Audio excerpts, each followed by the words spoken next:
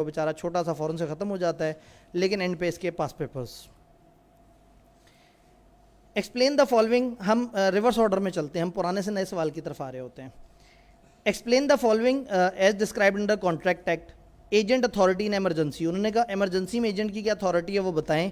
ये जहाँ से कट पेस्ट हुआ इसके नंबर यहाँ पे नहीं आए, तो जितने भी नंबर का सवाल था एजेंट की अथॉरिटी इन एमरजेंसी पे सीधा सीधा रट्टे वाला सवाल पूछ लिया। इसके ऊपर देखते हैं। Behram employed Tahseen to sell his car to Asad for 5 lakh invest the proceeds in government bond. Mister B ने मिस्टर टी को कहा कि आपने गाड़ी बेचनी है 5 लाख की, और जो आए पैसे उनको कहाँ लगा देना है, गवर्नमेंट बॉन्ड्स में। एक एक्सप्रेस अथॉरिटी दी। मिस्टर टी ने इन्वेस्ट कर दिया 4 लाख गवर्नमेंट बॉन्ड्स में और 1 लाख इन अ blue chip company.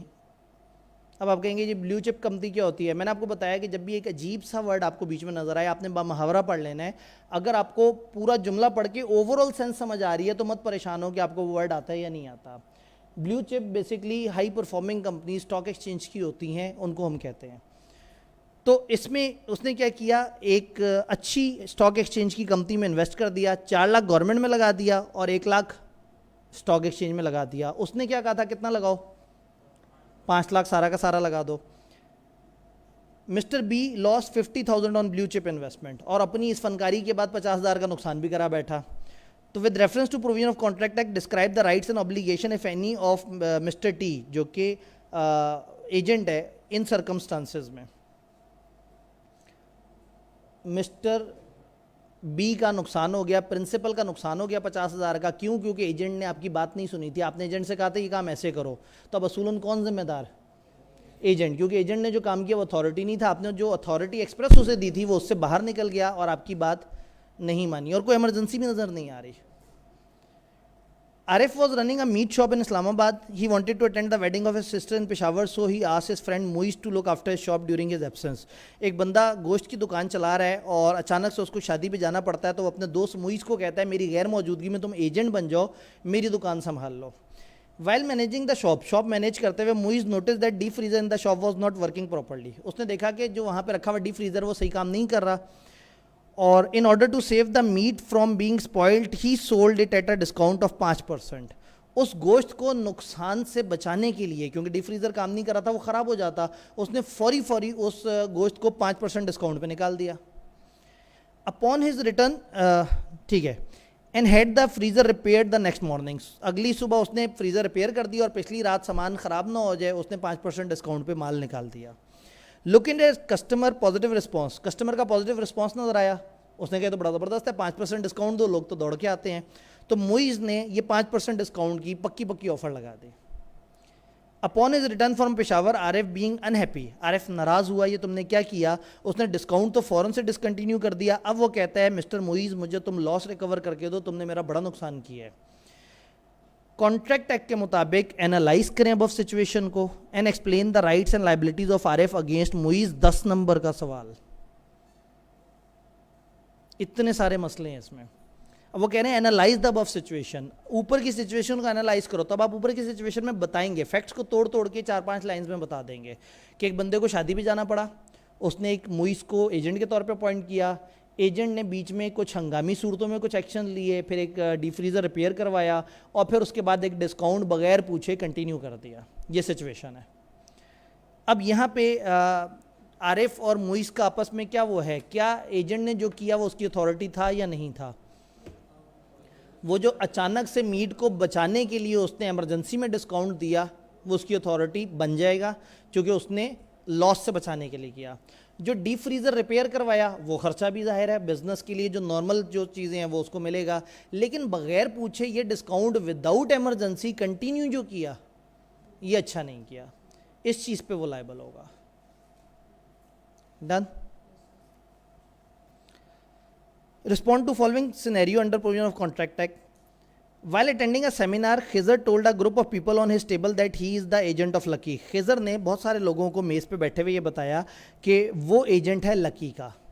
Lucky smiled considering it a joke. Lucky मुस्कुरा दिया, उसने कहा मजाक हो रहा है, लेकिन लोगों को उसकी मुस्कुराहट से कुछ और समझ आया। लोगों की मौजूदगी में कहा जी मैं तो लकी साहब का एजेंट हूँ। लकी साहब भी मुस्कुरा दिए। तो later Muiz who was sitting on the table Muiz जो कि उसी ही मेज़ पे बैठा था, वैसे तो कुर्सी पे बैठा होगा, sold security cameras and surveillance system to Khizar, उसने खिजर को सिक्योरिटी कैमरा और सर्वेलेंस सिस्टम बेचा क्रेडिट पे, उधार पे, believing him to be agent of Lucky, उसने कहा लकी तो मालदार आदमी है, ये लकी का एजेंट है, उसने उसको उधार पे चीज़ें दे दी। क्या खिजर और लकी के दरमियान एजेंसी का रिलेशनशिप है या नहीं?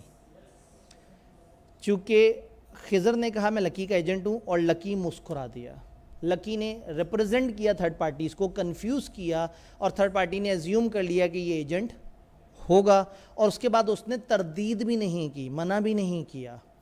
तो सम टाइम आप इस तरह से कंफ्यूज कर देते हैं दूसरों को, जैसे अब्बा जी ने कंफ्यूज कर दिया और बाद में नहीं बताया कि ये एजेंट अब नहीं रहा, तो यहाँ पे अब आप जिम्मेदार हो जाएंगे।